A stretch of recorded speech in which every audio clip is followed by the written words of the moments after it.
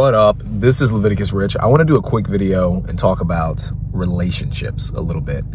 I like to talk about relationships because it's one of those three pillars of life, of the good life, that I try to talk about a lot.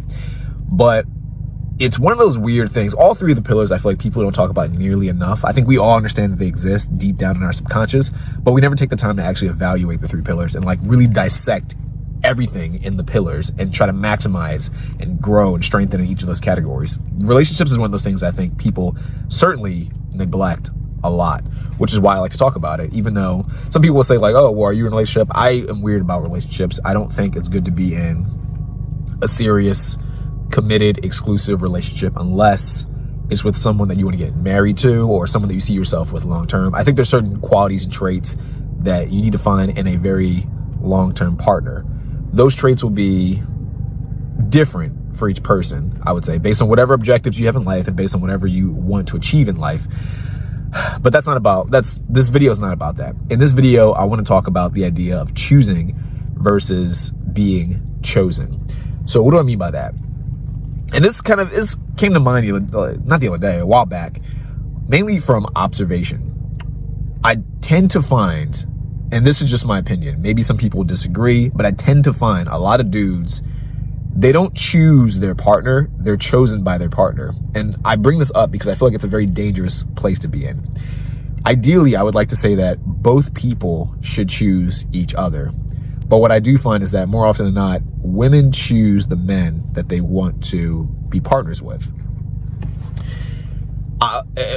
So let me get a little bit deeper what I mean by that.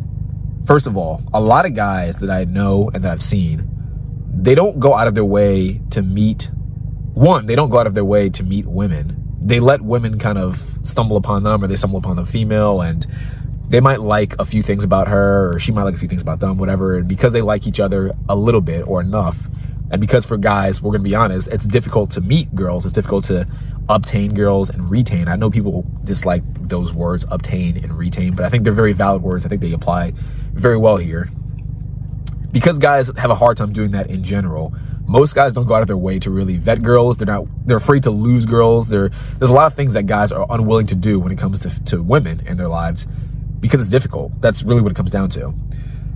So in that sense, the girl chooses the guy because she is basically saying, this guy I like enough. I like him a little bit more than these other guys, at least at the moment.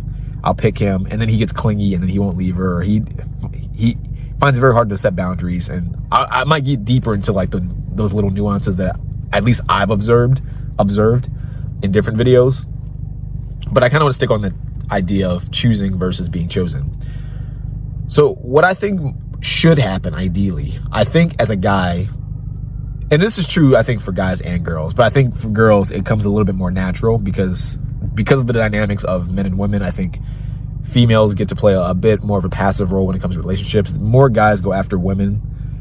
Women sort of accept a guy's approach, or if there's a guy in her proximity that she likes, she might accept it. But more often than not, more guys are competing for women than women are competing for men. This is just my observation. This is what I found to be true, and it's been very consistent. I think ideally, like I said, it should be equal or close enough to it, but I think it should be flipped more in the guy's favor. So I feel like as a guy, you should be in a position where basically you can choose females that you're interested in. One, I would say you need to know what kind of girl you want. Like, you need to have an objective as far as your life. You need to find a female that fits that objective. I would say that's 2. 3, you need to be the kind of guy who knows how to get the kind of girl that you want. You need to be able to choose and not be chosen. And I say this because I've seen so many dudes who I don't think they have that, and I'm going to say leverage, because I think all relationships, again, this is my opinion, and I know it's going to sound controversial, it's going to sound a bit weird, but I think all relationships to a degree exist on sort of a it's sort of a game of leverage, so to speak. It's a power dynamic. You have a girlfriend or a wife or whatever. Most girls have the leverage in relationships. She's free to tell you to do whatever you want, and most guys will do whatever she asks or says because they know deep down that they have no opportunities. They have no options. If she chooses to bail, if she chooses to go talk to another guy, they lose. They can't do anything about it. What are they gonna do? Get mad at her? What if she just leaves? Okay, well, now you lost your girl and some other guy got her, but they can't choose. They have no leverage. if they're in a position where they could actually choose the girl and not simply just be chosen, she loses that leverage. If she says something that the guy that oversteps his boundaries, he can say, look, no, I won't do this. And then she might go, well, if you don't do it, I'm going to leave. And like I said, if he can choose, he'll say, fine, go. Because I know I'm confident enough to go find some other girl that's the same or better than you. And I'm not saying, I don't want to say this in like a mean way where like girls are objects or people should be, you know, what's a good way to put it?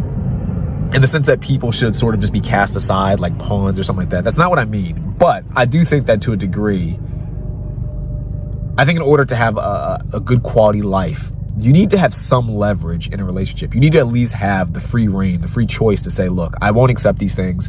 I won't accept these terms. To me, it's like any type of negotiation or any type of like situation in life in general. Imagine you have kids and your kids at any point can tell you what to do. Then it's kind of a weird relationship. You're not really a parent at that point. If your kids can say, oh, well, I want to have candy or I want to have cake, and if you deny me cake or candy, I'm going to go to the police and you're going to get arrested. Well, then you don't control the kids. You have no authority in that relationship with your kids. So you're not really their parents at that point because you can't teach them anything. You can't help them. You can't do anything for them because they always have the leverage. They can always tell you what to do and you can never tell them what to do, even though it's actually beneficial at times for the parent to tell the kid what to do. Obviously, that's the role of a parent. So, and I don't want to get too tangential about it. Maybe I might write an article where I can give more specific examples. I'm kind of just, the idea came to mind, so I'm kind of going off the dome right now and kind of just, I don't want to use the word rambling. It's a little bit rambly. I always ramble a little bit. But this is sort of me, I'm just kind of giving my thoughts freely without any script. There's nothing planned. There's no notes or anything like that. I'm just kind of speaking. So, like I said, ideally, I think both people should be in a choosing position. I've seen a handful of relationships where I think both people are actually quite, I don't want to use the word perfect because perfect's an ideal that can never really truly exist. But I think they're ideal for each other. I'll use the word ideal. You see a guy, he's got his stuff together.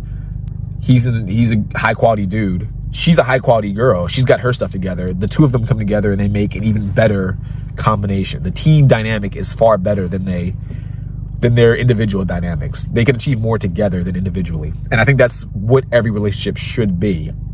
Two people coming together to form a bond, to form a sum greater than the individual parts.